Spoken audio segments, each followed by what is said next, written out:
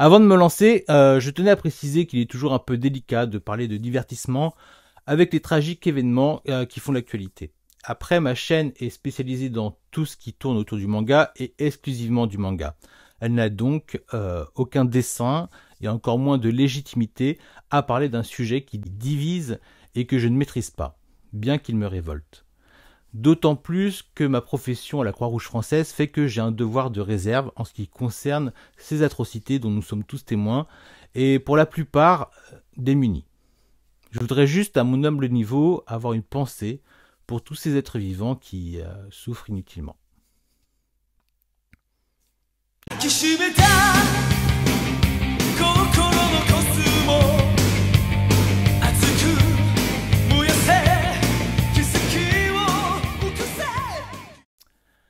On va y aller en douceur. Laissez-moi vous présenter les articles que 2 d'entre vous ont importés du Japon pour moi lors de leur voyage au pays du soleil levant. Et pour cela, je leur en suis infiniment reconnaissant, comme je le suis encore pour Patrologique et Mangakam. À chaque fois, il était question de me ramener des mangas, en version originale bien sûr, de Tetsuya Saruhatari. Et plus précisément des tomes de TOF Gaiden qui sont la suite directe de la licence de TOF Free Fight. Et cette commande n'a pas fait exception puisque j'ai récupéré les tomes 27 et 28. Voilà. Mais aussi le tome 1 de Tsukai Abare Bunya. Alors j'ai pas tout compris, mais le mec adore soulever des trucs pour les envoyer en pleine poire. Kizudake no Jinsen, qui met en scène un mec dangereux qui craint pas les balles et s'en prend plein pour venir en aide à une petite fille. Ainsi que le tome 1 de Gokusai, qui met en scène des dessinateurs qui vont faire un portrait robot après avoir été témoin d'un crime, si j'ai bien compris. Et ce one-shot, un spin-off de la licence TOF, qui met en scène un combattant de judo handicapé, qui va participer donc aux Jeux Paralympiques. Un titre fait bien évidemment pour l'événement qu'il y a eu au Japon. Donc TOF Bengai en Yawara. Et j'en profite pour remercier également la personne qui a réussi à se procurer le coffret Boni Poon Poon pour moi. Bon, il ne me reste plus qu'à me procurer les bouquins pour les ranger dedans puisque je viens de finir la lecture de la série dans sa version numérique. Sinon, avant de partir sur un gros dossier ainsi que sur les achats manga du mois, j'ai envie d'enchaîner avec un petit smash info.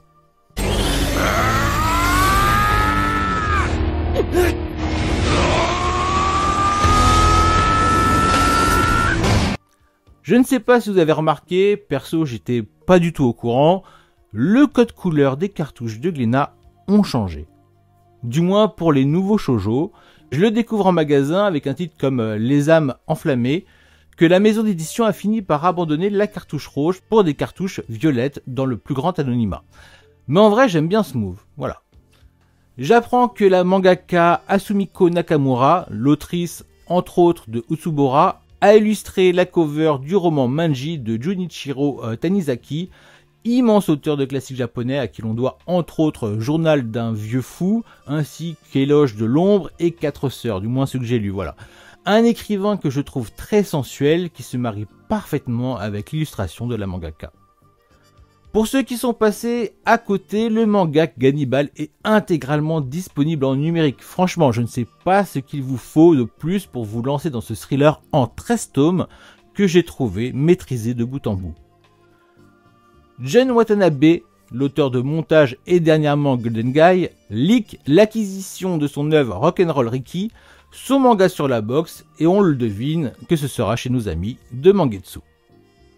Les vinyles collection limitée de Saint Seiya et Dragon Ball, qui sont en précommande depuis un petit moment maintenant, viennent de dévoiler leurs covers. Alors, beaucoup vont trouver ces produits trop chers, et ça s'entend car c'est pas donné, mais étant fan de ces original soundtracks et conscient du prix astronomique proposé au Japon pour ces vinyles, en vrai on peut s'estimer heureux. Hormis peut-être pour l'illustration de Saint Seiya qui est, je dois l'avouer, très décevante pour un produit de luxe. L'artbook The First Slam Dunk Research, tiré du film sorti en salle l'été dernier, a hélas été repoussé à une date encore non communiquée. On se consolera avec la Deluxe de Slam Dunk annoncée pour ce mois de janvier 2024. En parlant de report, les mangas June, tome 1 de Shotaro Ishinomori et Cocoon de Mashiko Kyo sont décalés à janvier 2024 chez IMHO. En vrai, j'ai envie de dire, rien ne presse vu tout ce qui sort en ce moment, bien que je serais curieux de découvrir ces deux titres. Kenzo Shinzo met en pause son manga Hirayasumi, en vrai tranquille, qu'il prenne son temps, c'est un peu le sens même de ce manga. D'ailleurs, il semble en avoir profité pour visiter l'Italie en allant à Lucca, où a eu lieu un événement assez grandiose en termes d'invités manga, mais je vais en reparler dans la rubrique crochet et hypercute. C'est enfin annoncé par Miyan les 4 derniers tomes de la saison 1 de Baki the Grappler du mangaka Keisuke Itagaki seront disponibles à partir du 23 novembre. Étrangement, ils n'ont toujours pas annoncé qu'ils publieront à la suite la prochaine saison de Baki. Mais c'est bien confirmé pour ceux qui sont abonnés. Et le mois suivant, il me semble que nous aurons enfin le plaisir de nous procurer les 3 derniers tomes de la licence Karakuri Circus de Kazuhiro Fujita. En parlant de Fujita, on a appris officiellement que la licence Subutei, qui sera éditée par Mangetsu, profitera d'un format aux mêmes dimensions qu'un Karakuri Circus. Perso, c'est ce qu'il fallait faire, j'ai trop hâte. Je ne sais pas si vous avez vu, mais un trailer est sorti sur une adaptation live du manga Evol de Atsushi Kaneko. Je vous la mets, c'est cadeau.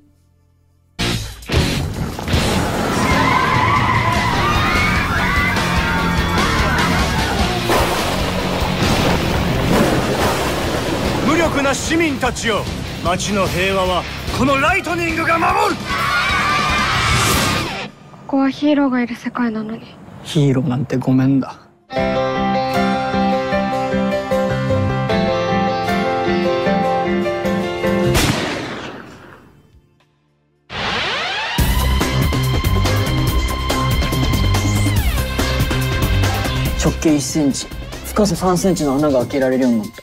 しょぼ。じろじろ見んの。燃やすぞ。しょぼ。死にかけたあの日から5センチだけ空が飛べる。しょぼ。家に帰りたくない。みんな死ね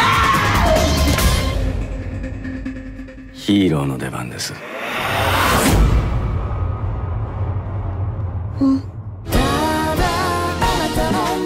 このヒーローがいる世界で悪者になるんだ。今度壊れるのは俺たちじゃない、この世界の方だ。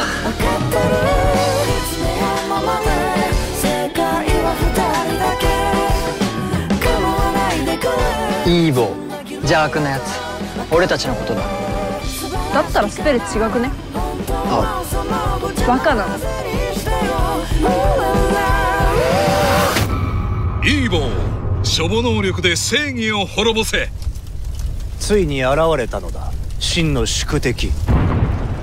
世界を闇で覆い尽くす恐るべき災い、イーボーが。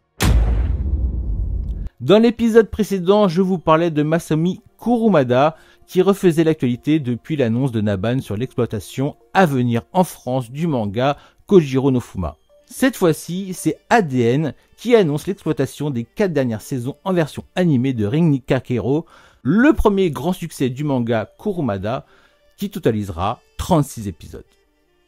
Mais la grosse actualité du mois concerne la licence Dragon Ball. Le lendemain de mon émission, le coup près est tombé, le leak d'un Dragon Ball magique se confirme sous le nom d'un Dragon Ball Daima. Pour ceux qui ne l'ont pas encore vu, voici la bande-annonce pour vous faire une idée du truc.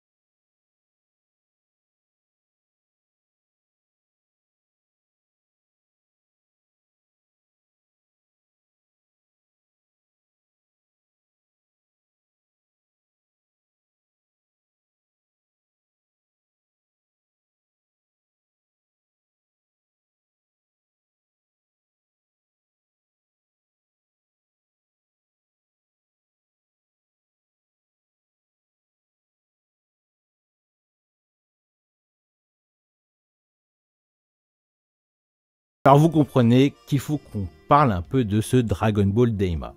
Il faut qu'on parle de cette annonce qui, en fin de compte, permet de mettre quelques petites choses au clair concernant la licence de Dragon Ball en animé. Déjà, le désir de répondre aux attentes des fans n'est pas là.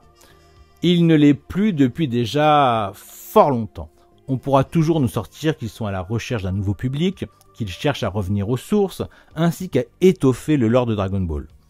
La réalité est tout autre. S'ils ne font pas un remake de la série Dragon Ball, c'est que leur intention n'est plus de promouvoir le manga. Leur projet est défini pour vendre exclusivement des produits dérivés tels que les figurines.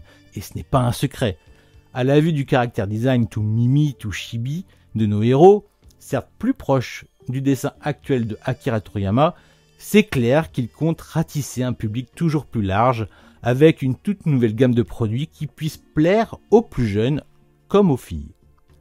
Donc, ce que j'en dis, je reste sur mes positions. Depuis Battle of God et l'exploitation de la licence Dragon Ball Super, le manga Dragon Ball est une série qui s'est finie en 42 tomes. Depuis, ce ne sont que des produits dérivés. Alors, ils peuvent sortir tous les univers et métaverses qu'ils veulent, ils ne pourront pas faire mal à mon Dragon Ball. Et avec cette notion de Dragon Ball Verse, j'ai même du mal à donner du crédit aux productions de Akira Toriyama sur le lore de Dragon Ball à travers ses dernières productions manga ou animé. À mes yeux, il y a définitivement rien de canon depuis le téléfilm Trunk Story.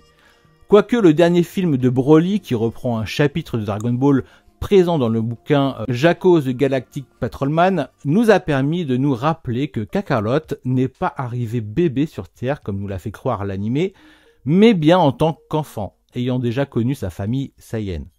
Alors, à l'image des films et des OAV qui sont sortis durant les grandes heures de la licence animée de Dragon Ball Z, il ne sert à rien de savoir si les événements de Dragon Ball Daima se situent avant ou après telle période, si on suit la timeline de Dragon Ball. Bien sûr qu'on ne peut pas s'en empêcher. Comme on ne pouvait pas à l'époque s'empêcher de placer le récit de Broly et Bojack avant ou après la confrontation contre Cell. Tout laisse penser que Dragon Ball Daima, ce sera comme un Dragon Ball GT, un truc d'abord tout gentil qui va finir par se prendre au sérieux. Avec, je l'espère, quelques bonnes idées, mais qui au final se rangera avec les licences fanservice telles que Super Dragon Ball Heroes. Et dorénavant, il m'apparaît clair qu'aucune suite ou entracte de la licence ne sera prise au sérieux et qu'importe la qualité de son animation ou de ses OST, tant qu'ils ne se seront pas enfin décidés à nous offrir un remake de la série originale avec ce que peut offrir une diffusion saisonnière. Pour au final, par la suite, rebondir sur les origines de certains personnages tels que Kame Sennin, les Namek qui sont à l'origine de Dragon Ball, voire des Saiyans, pour revenir sur les origines de Goku et de sa famille, voire réhabiliter son frère Raditz, puis plus loin, post-arc de Cell, redonner ses lettres de noblesse à Gohan et le côté slice of life de sa vie de jeune étudiant, pour ensuite, pourquoi pas, suivre l'évolution ado de Goten et Trunks. En fait, c'est tout ce qu'on demande. Au final, tout ce qui se fera à côté restera anecdotique, malgré certaines fulgurances, à l'image de ce que nous a proposé Dragon Ball GT, Dragon Ball Super et Super Dragon Ball Heroes. Ces dernières années, j'ai un peu l'impression que Dragon Ball expérimente les devoirs qu'a connu l'univers Marvel, à l'image du traitement des licences de Spider-Man et des X-Men à travers les âges. Il nous reste plus qu'à attendre un label dit Ultimate, voilà. En priant qu'il restera le plus fidèle possible à l'œuvre originale qu'est le manga. Et prier qu'il ne parte pas dans un délire de reboot afin de s'inventer une cohérence avec ce qu'il considère aujourd'hui être canon. En attendant, on va prendre la température de la série lorsqu'elle sortira. J'espère que je passerai un bon moment, s'ils mettent les petits plats dans les grands en matière de production, ce sera déjà ça. D'ailleurs, j'aime beaucoup la bande originale du trailer. Puis en vrai, je demande juste à avoir le sourire aux lèvres en nous remettant en avant certains personnages emblématiques de la licence Dragon Ball en animé. Ma foi, c'est pas une mauvaise idée. Vous le devinez, je reste tout de même assez curieux de découvrir la série, d'autant plus si ça permet de remettre à plat les échelles de puissance qui m'ont perdu depuis Battle of God avec les Super Saiyajin God et le Super Saiyajin Blue. Cette histoire de dieu de la destruction avec Beerus, en binôme avec un ange.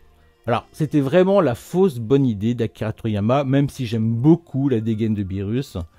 Et c'est bien le détail qui m'enjaille le plus dans Dragon Ball Daima, leur absence dans le trailer.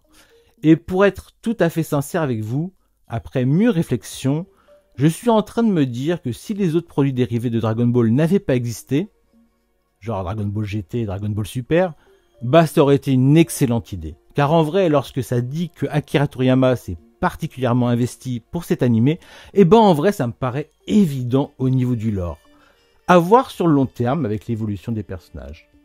On se donne donc rendez-vous d'ici une petite année, si Dieu le veut, afin que ça nous permette d'y voir plus clair. Alors, on va commencer le dossier nostalgie. Alors, j'ai déjà donné un extrait, mais je vous la refais. L'âge d'or du Jump, c'est la nostalgie. Cette phrase revient souvent par les générations n'ayant pas connu les premières heures d'exploitation d'une licence. Et cette carte, c'est la nostalgie. Qu'on vous brandit comme une carte joker, un contre Kems, un contre No, un valet de pique. Voilà. Cette phrase a comme qui dirait quelque chose de péjoratif. Tout ça pour dire que votre jugement est biaisé par la nostalgie. Mais ne faudrait-il pas accepter cet élément qu'est la nostalgie, comme un ingrédient supplémentaire donnant une certaine longévité et légitimité au succès éditorial ou juste d'estime d'une licence? Enfin, devons-nous laisser l'histoire se faire réécrire par les nouvelles générations de lecteurs qui minimisent l'apport de ces œuvres sur celles d'aujourd'hui? S'il y a bien un élément qui revient sur une licence du Weekly Shonen Jump, dite nostalgique, c'est à propos d'un scénario écrit au jour le jour, d'une narration surannée et répétitive qui a tout d'un nanar des années 80-90. D'une écriture de perso sans profondeur, trop superficielle, voire caricaturale, pire d'une licence qui vieillit encore plus mal car les personnages ne correspondent plus aux normes de la présente époque. Surtout lorsqu'il s'agit de personnages pervers qui volent des culottes et qui saignent du nez à la vue d'une fille en combinaison de gym. Comme si, parce que nous trouvions ces personnages attachants, nous donnions du crédit à leurs agissements et que cela faisait du récit une apologie de leur déviance. Surtout envers le jeune lectorat. Alors que ce sont le plus souvent des ressorts comiques, mais aussi une manière de brider la véritable personnalité et la véritable force de ces personnages. Un peu comme un nerf. Puis cela nous renseigne aussi sur les mœurs de l'époque en les dénonçant indirectement. Jamais les auteurs dont je vais vous parler estiment que ce sont des comportements normaux et à suivre, bien au contraire. Ils sont la plupart du temps punis lorsqu'ils empruntent ce comportement. Il ne sert à rien de le nier, ces déviances existent dans la réalité. Bien que j'ai un doute sur la capacité de mon Mokori à percer un mur. Enfin, si l'homme ou le vieillard est tourné en ridicule, que ce soit dans Dragon Ball, City Hunter ou Ranma 1/2, les personnages féminins ne sont jamais vulgaires ou véritablement sexualisés dans ces licences, malgré leur nudité. Contrairement à des titres, à mon sens, tels que Cobra, One Piece, pour ne citer que Fairy Tail. Il ne faut pas oublier que si on se réfère au mangaka du Weekly Shonen Jump, on a souvent affaire à des jeunes talents qui débutent et qui évoluent avec leurs titres. C'était un peu l'ADN du magazine de miser sur des jeunes pousses qui progresseront exclusivement en leur sein. Il est souvent reproché au mangaka de Sanseiya de dessiner des personnages de 3/4. Au mangaka de Captain Tsubasa, les problèmes de proportion avec des jambes de 3 mètres de haut. Ou à d'autres mangaka des dessins trop arrondis, trop moches et maladroits, alors que pour la plupart, ceux-ci finiront par évoluer avec l'expérience. Quoique je vous ai peut-être cité 2 exceptions pour le coup. Mais on reviendra dessus. Parlons d'abord un peu de la génération nanar. Celle qui a grandi entre autres avec la production des films hollywoodiens, et je pense à 2 comédiens qui ont particulièrement marqué leur époque en la personne de Sylvester Stallone, Arnold Schwarzenegger, pour ne citer que. À tel point que l'on retrouvera leur morphologie en modèle pour bon nombre de personnages dans des mangas de cette époque. On n'oublie pas Clint Eastwood et son inspecteur Harry au gros flingue. Les films autour de la mafia italienne pourraient être aujourd'hui qualifiés de ringards et caricaturales tels que Le Parrain, Scarface, Les Affranchis, qui auront fait découvrir des réalisateurs et des comédiens incontournables durant des décennies. Mais peut-être que le rythme de ces films et le jeu des acteurs ne correspondent plus aux attentes d'un nouveau public, qui lui aura baigné dans des productions qui se seront largement inspirées de ces monuments.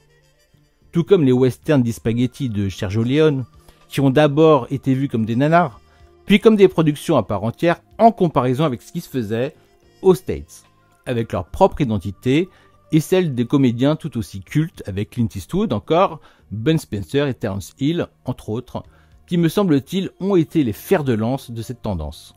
D'autant plus lorsqu'elles étaient saupoudrées d'une bande originale de Ennio Morricone. Pointer du doigt ces productions, mais aussi les productions hongkongaises, en passant par Bruce Lee, Jackie Chan, Sammo Hung et Jet Li, puis réduire les personnes qui aiment ces œuvres, qu'elles soient réalisées par John Woo ou Tsui Hark, à des nostalgiques, ou juste à des bandeurs de chinoiserie, tout cela me semble tellement réducteur quant à l'apport de ces productions dans l'histoire du 7e art et de la pop culture. Aujourd'hui, tout le monde utilise les artifices du cinéma hongkongais.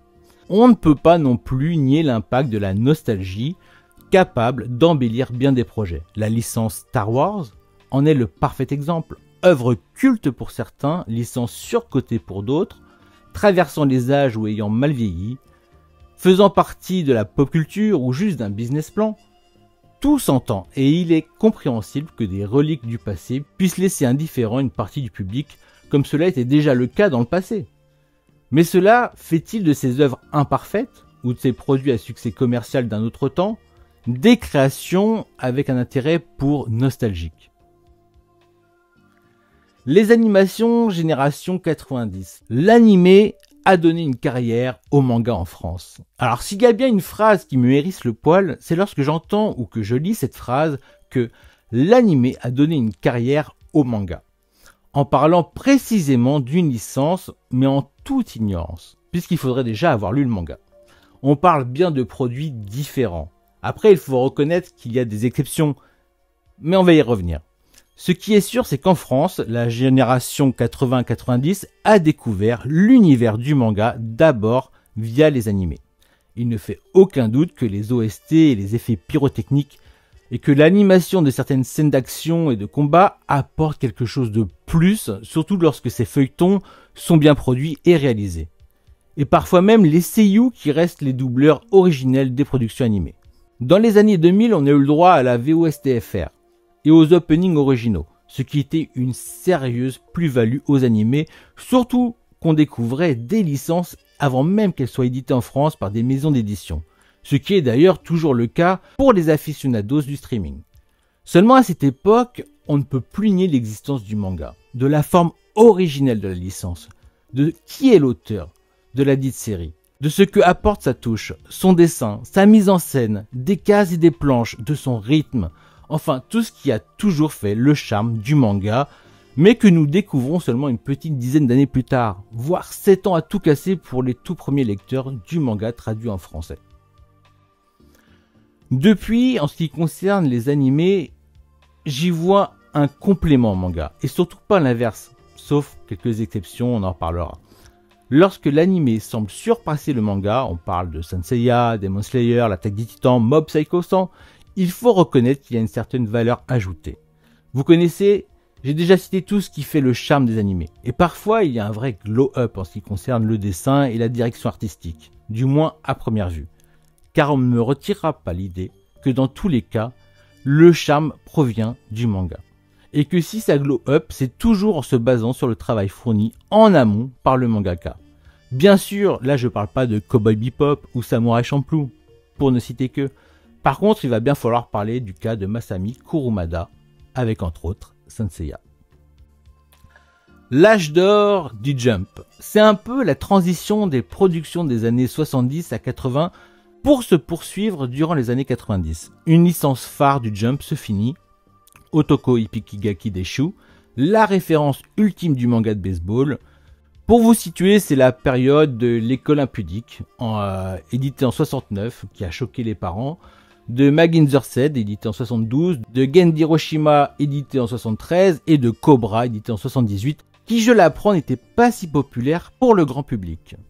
Ce sont le genre de titres qui étaient publiés dans les années 70 au sein du magazine Weekly Shonen Jump. Et il faudra attendre, entre autres, le succès de Ring Nikakero, édité en 77, de Masami Kurumada, pour que le Jump commence sa nouvelle transition avec des titres qui mêlent habilement amusement et confrontation, tels que Kinnikuman édité en 79, Dr Slump édité en 80 et Captain Tsubasa édité en 81, qui deviendront le noyau du succès du Jump. De plus, ils seront très vite adaptés en animé.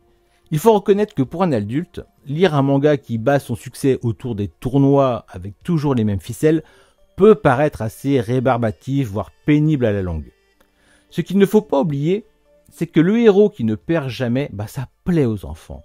Et ce à toutes les époques. Il ne faut pas oublier à qui sont d'abord destinés ces magazines qui prépublient des shonen. Puis que les ennemis d'hier deviennent les alliés d'aujourd'hui, ça se vérifie aussi dans la vie. Parfois, il n'y a rien de mieux qu'une petite baston pour devenir de véritables amis.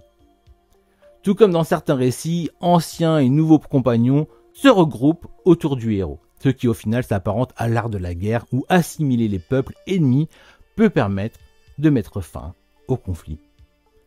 Pour le coup, j'avoue que mon envie de découvrir une édition française de Kinnikuman est principalement motivée par la nostalgie de vieux souvenirs de jeunesse de sa version animée diffusée à l'époque dans le Club Dorothée, mais il y a un autre élément, et pas des moindres, qu'il faut aussi prendre en compte, c'est la curiosité. Ma curiosité de découvrir ce titre, qui a eu un rôle déterminant dans le Weekly Shonen Jump, qui est tout aussi important que son apport nostalgique. Aujourd'hui encore, que dis-je, aujourd'hui, beaucoup parlent de Dragon Ball en disant Dragon Ball Z. Pourtant, ils savent qu'il y a une partie où Goku est enfant, mais la plupart n'ont pas lu le manga et se sont contentés de visionner l'animé. D'ailleurs, pour eux, c'est Akira Toriyama qui a fait l'animé. Puisque lorsqu'il parle animé, il parle manga. Ce qu'ils savent moins, c'est qu'avant Dragon Ball, il y avait Dr Slump, comme étant le premier grand succès commercial du mangaka, qui sera d'ailleurs le premier à être un succès multimédia, succès immédiat des deux médiums que sont le manga et l'animé. Les premiers chapitres paraissent en 1980, l'adaptation TV est si rapide qu'elle sera diffusée en 81, et le succès sera dit explosif, car il ratissera plus large que la simple cible éditoriale du Weekly Shonen Jump. Il sera reconnu que le succès de sa prépublication en magazine sera de fait que la licence plaira aux filles, puis qu'elle plaira aux familles, grâce à sa diffusion à la télé, et principalement aux mères, car ne nous l'oublions pas, ce sont elles qui choisissent le programme à regarder des plus jeunes. Pour ma part, j'en conclus que l'humour pipi caca plaît bel et bien aux femmes. Lorsque j'entends les nouvelles générations qui ont connu Olive et Tom dans l'émission Midi les Zouzous, elles semblent bloquées sur le fait que les terrains mesurent 3 km de long. Ça veut rationaliser ce qui se rapproche le plus à une convention théâtrale. Alors que lorsque les joueurs courent, cela permet d'y apporter des éléments dramatiques. Tout comme lorsqu'ils sautent dans les airs afin d'utiliser des techniques spécifiques. Cela est parfaitement irréaliste ou invraisemblable. Pourtant, cela sert à nous transmettre, à nous communiquer toute une esthétique dans les scènes d'action. Le public, à défaut de trouver cela tout à fait normal, trouvera cela extraordinaire. Sans parler des commentaires du public. Lors de sa parution dans le Weekly Shonen Jump, Captain Tsubasa montrera dès les premiers chapitres que ce manga ne se contentera pas de matchs avec une dimension d'enfant. Les exploits sont déjà remarquables. Un petit garçon, Tsubasa Ozora, dit Olivier, est capable de tirer dans un ballon envoyé depuis une colline jusqu'au jardin de Genzo Wakabayashi, dit Thomas Price, pour le provoquer en duel. Lui, le meilleur gardien de but de la région. Puis tu as les frappes mêlant la précision et la puissance de Tsubasa sur Genzo lors du passage d'un bus. Enfin, quand on voit les exploits du gardien face aux tirs de différents sportifs utilisant des balles allant de la balle de tennis au ballon de rugby, très vite, nous comprenons que nous avons affaire à des techniques surhumaines, que l'on assiste à des confrontations où les joueurs mettent leur intégrité physique en jeu en s'exposant à de sérieuses blessures. On remarquera que Kojiro Yuga, dit Mark Landers, a toutes les qualités du héros de shonen. Il s'entraînera sans relâche pour devenir toujours plus fort. Il fera preuve d'abnégation pour atteindre ses objectifs, aussi vital soit-il lorsqu'il est question de prendre soin de sa famille. Alors que Tsubasa est un héros destiné à toujours aller de l'avant, un joueur surcheaté qui considérera le ballon comme son meilleur ami et qui nous transmettra le plaisir de jouer au foot avec ses amis. Captain Tsubasa est une œuvre qui, en son temps, a marqué et façonné le monde du football japonais et les enfants du monde entier, qui, une fois professionnels, reconnaîtront l'influence de l'anime sur leur désir de jouer au foot, pour le plaisir, mais aussi au plus haut niveau. Tu prends Iniesta, Mbappé, ils ont tous cité Captain Tsubasa. Il est dit qu'un manga de qualité adapté en animé a de fortes chances que cela devienne un succès, puisqu'il ratissera un public plus large au sein des familles par exemple. Et contrairement à ce que certains aiment avancer, le manga ne deviendra pas meilleur parce qu'il a été adapté en animé. Avec du recul, on voit bien que le manga Ring Nikakero, donc édité en 77, est un pont entre deux générations de production pour le magazine. On y retrouvera par la suite d'autres licences telles que Kasai en 81, Stop Ibarukun en 81, Fumo no Kojiro en 82, High School Kinegumi, donc Collège Fufufu en 82 et Wingman en 83. Puis la révolution virile arrive en 1984 avec Hokuto no Ken, tout comme ce fut le cas pour la série Otoko Ippikigaki Deshu à son époque. Une nouvelle page se tourne dans l'histoire du manga dramatique avec de véritables grands ennemis identifiés et tout laisse penser que le véritable âge d'or du magazine débute en 1984. Mais c'est aussi une route semée d'embûches pour ce qui se veut être l'âge de la conquête victorieuse. Pour contrer le Shonen Sunday qui rencontre un véritable succès grâce à deux mangaka qui se révèlent être des phénomènes de la comédie romantique, en la personne de Rumiko Takahashi et Mitsuru Adachi. C'est pourquoi le Jump lance sa propre comédie romantique avec la parution de la licence Kimagure Orange Road en 1984. Mais ce qui se révélera être le véritable pilier de l'âge d'or du Jump, ce sera la parution de la licence Dragon Ball en 1984. L'introduction des tournois d'arts martiaux, le renouvellement des ennemis et des rivaux, l'apparition de Tao Pai Pai qui donne une nouvelle dimension à la série, plus sérieuse, plus dramatique, la personnalité des personnages secondaires que sont par exemple Bulma, Yamcha, Kame Sennin, Krillin, Tenshin Han, Piccolo et Vegeta apportent une notion d'équipe dont certains deviendront comme des membres de la famille. Akira Toriyama nous offre une représentation du mal qui diffère à chaque ennemi. Avec l'armée du ruban rouge, il est question d'une organisation cherchant à diriger le monde. Piccolo Daimo, un démon aux origines extraterrestres qui a pris la place d'un dieu sur Terre et qui souhaite retrouver son statut. Piccolo, le fils du démon qui cherche d'abord à venger son père ou juste une place sur Terre. Les Saiyans, un peuple de guerriers mercenaires extraterrestres qui renvoie aux origines de Goku. Freezer, le tyran à la conquête des galaxies et à soumettre les peuples. Cell, la forme évolue à la recherche de la perfection. Et Boo, le mal absolu qui laisse libre cours à ses instincts destructeurs.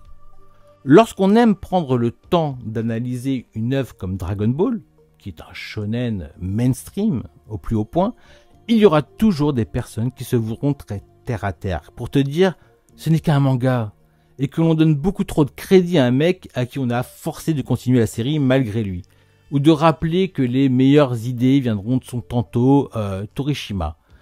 Et ça, c'est aussi dû aux flingues japonais qui aiment minimiser leur implication personnelle dans leur production lors d'interviews. En tout cas, j'aimerais bien savoir lequel des deux a ghosté le frère de sang de Goku pour un frère d'armes. Oui, je fais référence à Raditz et Vegeta.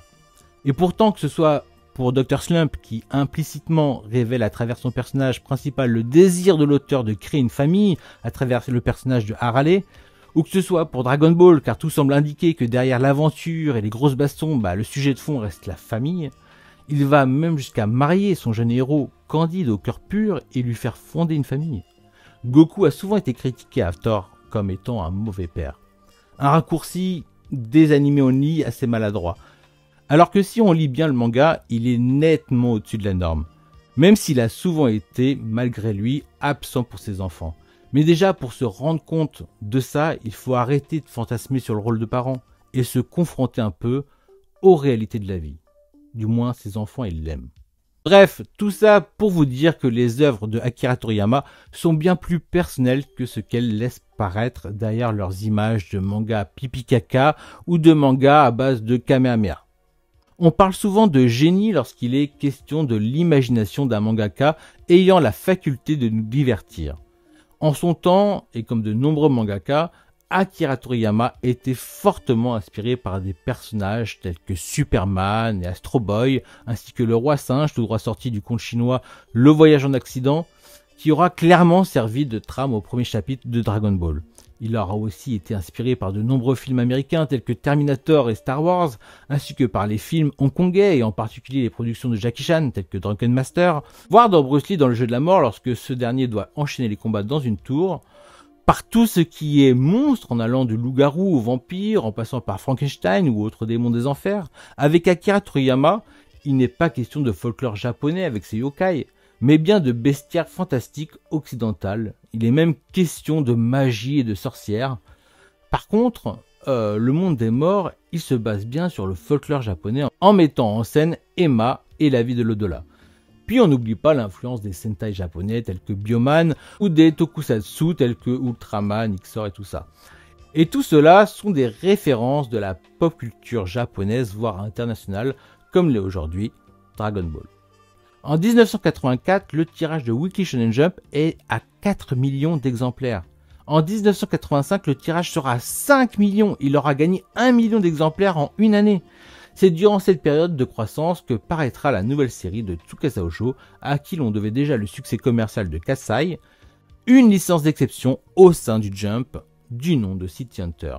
Et ce sur plusieurs aspects. Où il abusera d'un humour grivois autour du personnage de Ryo Saiba, tout en mettant en scène ses érections à répétition, son mokori. L'auteur nous dépeindra un homme pervers, soit en harcelant les femmes dans la rue, soit en cherchant à voler leurs sous-vêtements, soit en leur rendant des visites nocturnes. Un portrait peu flatteur de vieux pervers que l'on retrouvait aussi dans les œuvres de Rumiko Takahashi. Mais cela avait aussi pour but, dans le cas de Ryo Saiba, de nous offrir un contraste saisissant avec ce tueur et garde du corps romantique, trop badass, qui se fait appeler City Hunter. Au final, le duo Kaori-Ryo est peut-être un des couples les plus beaux et les plus purs du manga game, malgré la petite différence d'âge. Masami Kurumada aussi rencontrera de nouveau le succès avec Saint Seiya en 86. Après Rinni Kakero, il aura connu quelques échecs jusqu'à ce qu'il décide de créer une œuvre pensée pour une exploitation multiple avec des ambitions commerciales assumées. Animé, produits dérivés, tout ça. Ça paraît facile comme ça. Pourtant, il ne doit pas être le seul à avoir essayé. Mais lui a réussi. En 1986, le tirage du Weekly Shonen Jump est à 6 millions d'exemplaires. Ce qu'on reproche aujourd'hui à Masami Kurumada et à ses œuvres, c'est qu'elles ne correspondent plus aux standards du grand public, ni à leurs attentes, que ce soit pour la narration, le dessin, qu'elles ne recrutent pas de nouveaux fans parmi la jeunesse ou de manière insignifiante, mais surtout que le succès commercial ne signifie pas que la qualité soit au rendez-vous. Des mauvaises langues parleront de Fairy Tail et Demon Slayer comme référence. Là, on est évidemment sur un avis tout ce qu'il y a de plus subjectif, parce que de nombreuses personnes peuvent aujourd'hui encore adorer ces œuvres. Ces détracteurs veulent bien reconnaître une influence évidente de Saint Seiya, ainsi que l'apport de nouveaux codes pour le shonen. Pourtant, ils n'estiment pas que ce soit synonyme de qualité. Mais comment nier la qualité intrinsèque d'une œuvre et l'importance de son succès commercial, même si celle-ci ne nous plaît pas? Que ce soit pour Saint Seiya, mais aussi Fairy Tail, que je porte pas vraiment dans mon cœur, on nous répondra que le succès populaire ne signifie pas que c'est un bon manga. Pourtant, il a aussi un succès d'estime et nostalgie, ou pas. Bon nombre de lecteurs sont reconnaissants envers Kurumada pour avoir créé cet univers dont un lore fantastique d'une richesse folle, puisque sans limite, un univers certes embelli sur bien des aspects par son animé, mais faisant bel et bien partie de l'univers du mangaka. On me dira, oui, mais il exploite l'univers de la mythologie grecque pour élargir son public. Tout comme mettre en scène un boys band, c'est pour plaire aux filles. Et le fait de dessiner des armures de chevaliers, c'est d'abord dans l'optique de les vendre avec Bandai. De toutes les manières, je suis lucide. Je n'arriverai pas à convaincre les personnes qui se sont fait chier à la lecture du manga. ou même ceux dont juste la vue des dessins les ont rebutés. Et que dire de ceux qui pensent que le spin-off de Lost Canvas est meilleur que l'œuvre originale? En vrai, je reconnais qu'à la lecture de Next Dimension, que Kuramada Sensei aurait pu nettement s'améliorer avec le temps. Et pas forcément dans le dessin. Parce que, au contraire, ça me rassure ce côté old school qui fait tout son charme. Mais plutôt dans les dialogues et la narration qui, au final, restent trop répétitifs. Le truc, c'est que la nostalgie s'est aussi appliquée à des œuvres telles que Dragon Ball. Pourtant, aujourd'hui encore, lorsque je regarde les planches du maître, je les trouve d'une modernité folle. Cela est sûrement dû à la nostalgie, mais il y a des planches qui me sont juste tellement légendaires. Sentiment qu'au passage, beaucoup de lecteurs et de lectrices doivent partager, doivent ressentir avec Naruto. Après, en ce qui concerne Saint Seiya, on parle de quelle nostalgie? La partie Hades est parue comme un arc inédit au manga. Et pour moi, après l'arc du sanctuaire, il est l'un des plus mémorables avec l'apparition de Doko, le chevalier de la balance, et son plot twist. Et la confrontation de Shaka, le chevalier de la Vierge, face à 3 chevaliers d'or renégats, qui se retrouvent obligés d'utiliser la technique interdite d'Athéna ! Face à ce chevalier de la Vierge. Cette partie-là, je l'ai d'abord découvert en manga et non en animé. Dragon Ball, que j'ai découvert comme toute une génération d'abord en animé, aujourd'hui je ne jure que par son OST. Sinon c'est uniquement dans le manga que je me replonge. Il y a un véritable plaisir à se plonger dans ces œuvres où l'on voit le dessin évoluer de tome en tome. Je pense à Hokuto no Ken, City Hunter, Slam Dunk. Moi, ce dont je suis sûr, c'est que, par exemple, Naruto n'existe pas sans Dragon Ball, Saint Seiya, Slam Dunk et La Butte en Infini. Après Saint Seiya, paraîtra dans le Weekly Shonen Jump des séries incontournables qui auront participé à donner leur lettre de noblesse à cet âge d'or du Jump, notamment avec Jojo en 1987, avec Rocco Danishi Blues en 88, avec Bastards en 88, avec Dragon Quest en 89, avec Yu Yu Hakusho en 90, avec Video Girl Ai en 90, avec Slam Dunk en 91 et avec Kenshin en 94. Pour vous dire, en 94, le tirage du magazine s'élèvera jusqu'à 6,5 millions d'exemplaires, alors qu'entre-temps, de nouveaux divertissements seront apparus avec la sortie de la Nintendo, de la NES, jusqu'à ce que cet âge d'or du magazine de prépublication prendra fin avec les derniers chapitres de Dragon Ball et de Slam Dunk. Il faudra attendre les années 2000 avant que des nouvelles licences prennent la relève avec en fer de lance Naruto, One Piece, Hunter x Hunter et Bleach.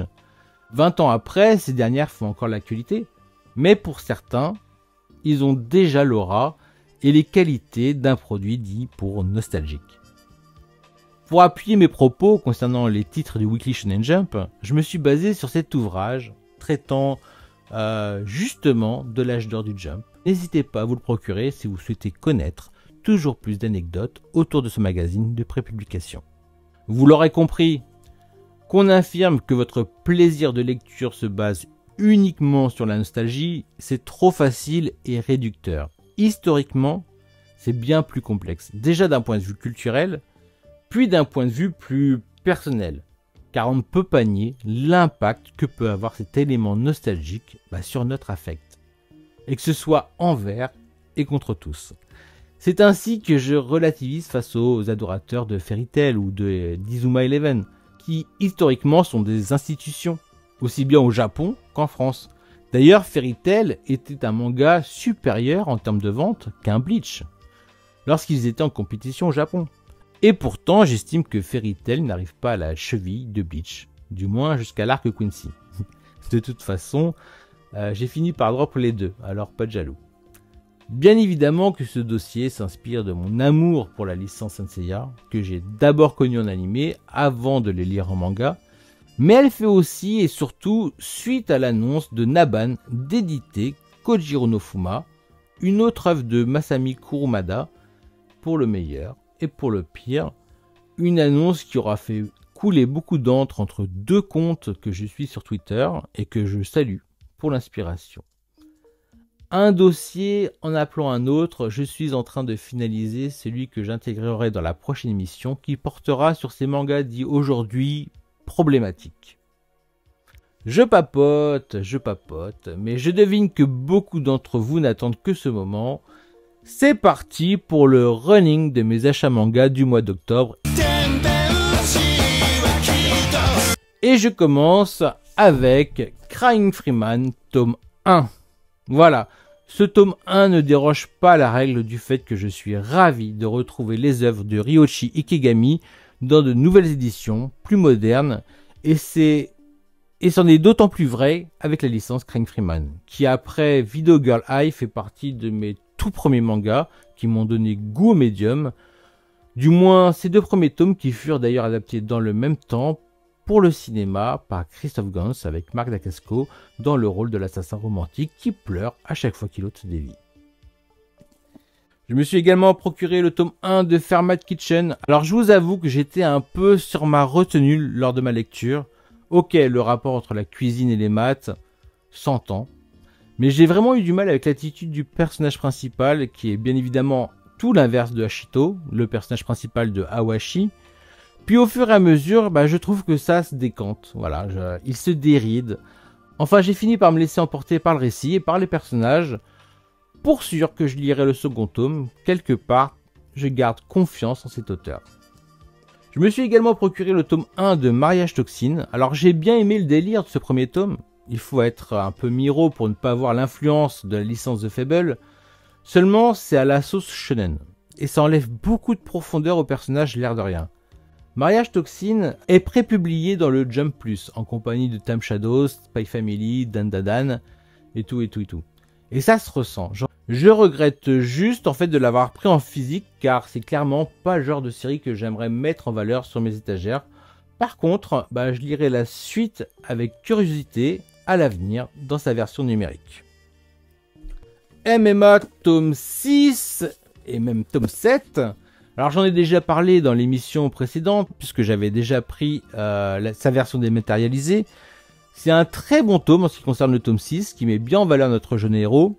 Et vous pensez bien que j'ai déjà lu le tome 7 dans sa version numérique, et que je me suis procuré sa version papier.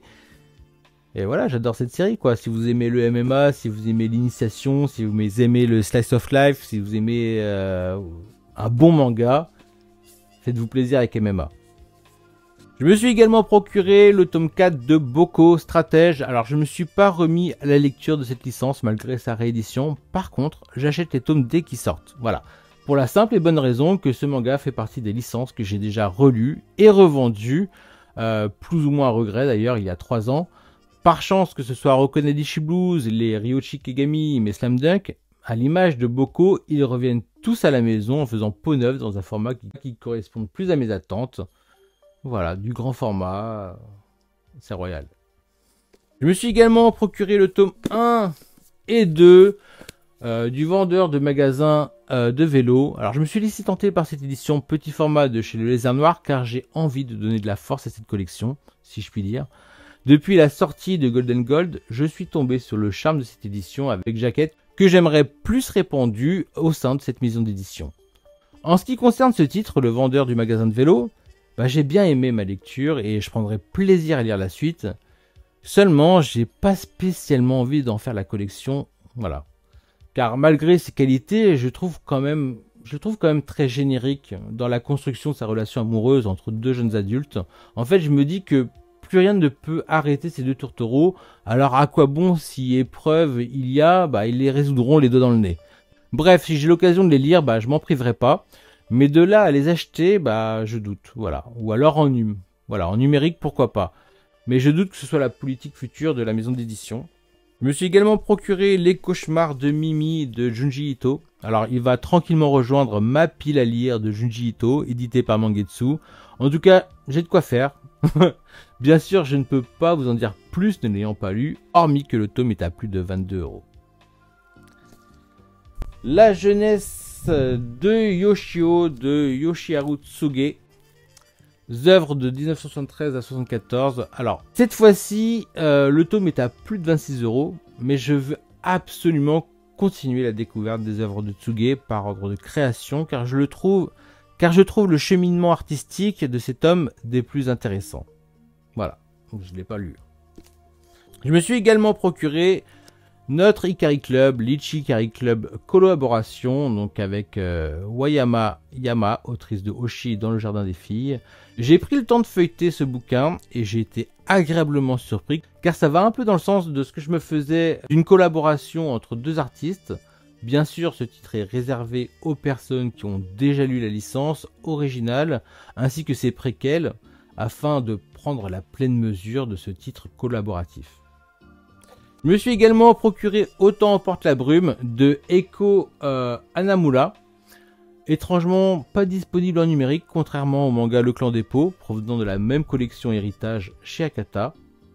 Je ne l'ai pas encore lu. Tout comme je me suis procuré Confidence d'une prostituée de Takao Seto, donc l'auteur de Golgo 13 entre autres. Toujours pas lu. Je me suis également procuré le tome 9 de Rokudenishi Blues. Bah là, c'est là où tout commence pour certains. Perso, j'aime beaucoup le délire slice of life de la vie de nos jeunes délinquants. Après, il est vrai que si tu veux rentrer dans le vif du sujet, lorsque tu fais une relecture, bah, tu démarres avec l'apparition de Onizuka, donc à partir d'ici. Je me suis également procuré le tome 10 de Genesis. Alors, un tome qui ne se démarque pas spécialement beaucoup des autres, bien qu'on découvre un peu plus les personnalités des généraux qui font front avec les Néandertaliens. Putain, vous savez comment je galère à dire ça? Bon, je dis ça, mais notre héros nous offre tout de même une jolie partition à trucider tout le monde en compagnie de son loup, histoire de graver dans la roche une nouvelle fois tous les exploits de ce dieu de la mort. Je me suis procuré également le tome 21 de la saison 6 de Hippo, un tome de transition et pas le plus drôle. Par contre, ce tome nous offre un combat de Ricardo Martinez, le champion du monde invaincu de la catégorie de Sendo et Hippo. Et c'est ainsi qu'on peut observer les tourments de cet homme invaincu qui s'ennuie terriblement face au peu d'adversité qu'il a devant lui. Sendo sera-t-il l'homme qui ravira la flamme du champion? Sachez juste qu'en étant à jour dans sa prépublication, on n'a toujours pas la réponse. Mais ça ne veut pas dire qu'il ne s'est rien passé depuis. Bambi Remodeled tome 5, je n'ai toujours pas lu les tomes 3 et 4, pourtant il faut bien que je me motive à tout acheter malgré le prix du tome à 14 €. Et toujours avec Katsushi Kaneko, je me suis finalement procuré le tome 1 de Evil. Alors ce tome-là coûte pratiquement 20 €. C'est pour ça que j'ai commencé cette série en numérique parce qu'elle était à 6 €. Mais j'avoue être faible et ne pas résister à l'appel du précieux, donc j'ai payé beaucoup plus cher en fin de compte. Pour ceux qui ne connaissent pas, c'est une histoire de super-héros, mais surtout d'anti-héros. Je me suis également procuré le tome 4 de Katsu. Alors pour tous ceux qui souhaitent découvrir Mitsuru Adachi, cette réédition est actuellement la meilleure porte d'entrée. Une rom-com autour de la boxe, je ne me suis pas encore replongé dans cette réédition, mais j'achète. Pour donner de la force, c'est un auteur qui peine à percer chez nous, alors qu'en Italie il a fait son trou. J'hésite à me procurer les slow steps en version italienne, c'est pour dire. En attendant, chacun d'entre vous qui regarde les vidéos, vous devez bien me faire confiance, alors foncez, si ce n'est pas déjà fait, foncez découvrir cette œuvre, foncez donner de la force à un auteur dont on attend inexorablement qu'il soit enfin respecté dans ce pays. Dans tous les cas, vous en aurez pour votre argent. Et je me suis également procuré le tome 2 de IQ. Voilà, je n'ai pas encore pris le temps de relire le tome 1 dans cette édition. Par contre, je n'aime pas me laisser distancer par ce genre d'édition qui tourne autour des 30 €. Faut voir comment je galère pour me procurer les Cobras de chez Isan. C'est un calvaire. Je suis pas motivé à lâcher 30 € pour refaire mon retard. Donc je ne me laisse pas distancer, surtout que j'apprends à connaître cet auteur avec Fleur de Pierre qui est publié en parallèle de IQ, toujours chez Revival. Et à sa sortie, le 1er novembre, je me suis procuré Le Voyage de Shuna de Hayao Miyazaki. Alors on peut dire que Sarbacane ont fait fort. Je les croyais finito dans le manga, puisque toutes leurs meilleures licences ne sont plus éditées chez eux. On peut les féliciter pour avoir remporté l'exploitation de cette licence. Vous pouvez être sûr que tous les éditeurs étaient dessus. Et en plus, ils arrivent à nous pondre ça le jour de la sortie du dernier film de Miyazaki, Le Garçon et le Héron. Puis franchement, l'objet est du plus bel effet, full color, couverture rigide, cartonnée. Ok, le bouquin propose d'abord et surtout des illustrations couleurs à chaque page. Un manga qui a tout d'une expérience onirique à travers la nature. Bref, j'ai hâte de m'y plonger et je ne doute pas que vous verrez ce produit dans toutes les bonnes mangathèques. Et en aparté, je me suis procuré Batman et les Tortues Ninja sous le titre Amer Pizza. Voilà, franchement, en fait, j'aurais adoré trouver sa version plus grosse, mais bon, je me suis contenté de celle-là, elle était pas chère, elle était à 5,61 €. Voilà, moi j'aime beaucoup l'univers partagé, j'avais déjà vu l'animé de Batman et les Tortues Ninja. J'ai l'impression que c'est pas la même histoire, faudrait que je la lise déjà. En tout cas, j'aime beaucoup le style graphique, donc voilà, c'était une petite aparté comics. On remarquera que Kojiro Yuga, dit Mark Landers, a toutes les qualités du héros de shonen. Avant d'enchaîner avec mes achats manga de l'ombre, je voulais m'attarder sur le challenge BD manga comics 31 jours. Je reprends un challenge dispo sur Twitter, mis à disposition pour ce mois d'octobre. Il semble s'adresser d'abord aux consommateurs de bande dessinée, mais qu'on peut facilement adapter pour les comics ou les mangas. Vous comprendrez que j'ai choisi l'option manga. Alors, vous pouvez vous demander pourquoi je fais le challenge 31 jours en vidéo et non pas sur Twitter. Pour la principale raison que je ne suis pas suffisamment assidu pour pondre quotidiennement un tweet dans ce délire. Puis j'ai envie de jouer le jeu et de partager ce petit challenge avec vous. Mais surtout, c'est qu'à la suite de ma réponse, j'ai envie de vous faire partager ma réflexion, qui peut partir selon l'expression du coq à l'âne. Et c'est bien trop chiant à écrire, ce pourquoi, une fois cette intro passée, je n'utiliserai plus mon prompteur. Oui, ça va bégayer et marmonner des à tout va. Alors c'est parti, on perd pas plus de temps, on attaque avec le jour 1, le manga que tu as le plus lu. Alors ça date forcément des mangas sortis durant les années 90. Et contre toute attente aujourd'hui, ce n'est pas Dragon Ball. Déjà parce que c'est une série en 42 tomes. Ni Video Girl Eye, qui pourtant est littéralement mon premier manga. Le truc, c'est que j'ai surtout relu encore et encore relu les premiers tomes, quoi. Les 2, 3, 4, 5, 6 premiers tomes. Pour sûr, c'est chez Glénat. Mais ce n'est pas Gun. Voilà. J'ai beau y penser, en fait, pour moi, en fait, il n'y a pas de doute. Le manga que j'ai le plus rincé, le manga que j'ai rincé le plus de fois, c'est Noritaka. Ouais, c'est Noritaka, le roi de la baston. Ça fait aucun doute, c'est facile à lire. C'est en 18 tomes, puis c'est de la baston bien badass, quoi, saupoudré d'une bonne dose d'humour. Donc oui, le manga que j'ai le plus lu, c'est Noritaka, le roi de la baston. En jour 2, l'adaptation littéraire en manga que tu trouves la plus réussie. Alors, je ne peux pas citer All You Need Is Kill, ni Battle Royale, puisque j'ai vu que les films et je n'ai pas lu les romans, tout simplement. Il y a La Déchéance d'un homme. Alors le truc c'est que je n'ai pas lu le roman, ni la nouvelle, ou je sais pas. En tout cas, j'ai lu les versions manga de Junji Ito, et celle que je préfère, c'est celle de Usamaru Furuya. Et en ce qui concerne vraiment une adaptation de roman que j'ai lu, c'est Vagabond de Takehiko Inoue. Même si ce n'est pas le plus fidèle d'un point de vue adaptation du roman au manga, je le trouve particulièrement bien adapté. Ouais, et justement, je comprends pourquoi Takehiko Inoue a un petit peu du mal, c'est parce qu'il a fait tellement de changements autour de Kojiro que je comprends ses difficultés, à savoir Kojiro dans son manga est comme un personnage qui est bien plus charismatique que dans le roman. Je trouve que je pense que c'est la meilleure adaptation, c'est Vagabond. Donc oui, je pense bien que c'est Vagabond adapté des romans de Musashi. Ton héroïne de manga préférée? Alors, tout de suite là comme ça, je sortirai Madoka de Kimagure Orange Road. Donc Max et compagnie. C'est un personnage que j'affectionne particulièrement. Je crois qu'on peut presque dire que c'était ma waifu. Après, c'est vrai que dernièrement, j'ai lu Nausicaa, la vallée du vent, et c'est vrai que Nausicaa adorait déjà une part très importante maintenant. Je comprends mieux son influence historique dans le manga déjà. Et récemment, il y a un personnage que j'adore, c'est la sœur, entre guillemets, dans The Fable. Ça, c'est vraiment un personnage que j'adore, je trouve qu'il est super bien écrit, mais on va rester sur Madoka. Le manga que tout le monde aime sauf toi. Jour 4. Il y a un manga que je pense que tout le monde aime, du moins de ceux qui l'ont lu, c'est Mushishi. Le souci, c'est que j'ai jamais réussi à lire le tome en entier. C'est pas que ça a l'air nul, c'est juste qu'à chaque fois je m'endormais dessus, j'ai jamais réussi à le finir ce tome. Et pourtant, je suis sûr que c'est une très bonne série. Ça aurait pu être Hitman de Kuji Seo.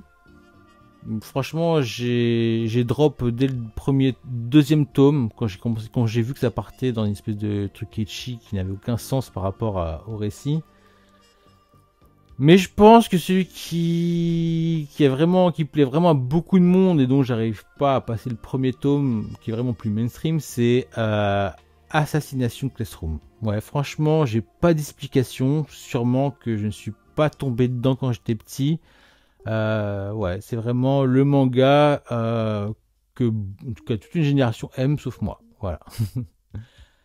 Le manga qui t'a fait le plus rire, jour 5. Alors, jour 5, le manga qui t'a fait le plus rire, honnêtement, je me suis tapé des barres de rire, mais vraiment des fous rires avec City Hunter, puis Slam Dunk.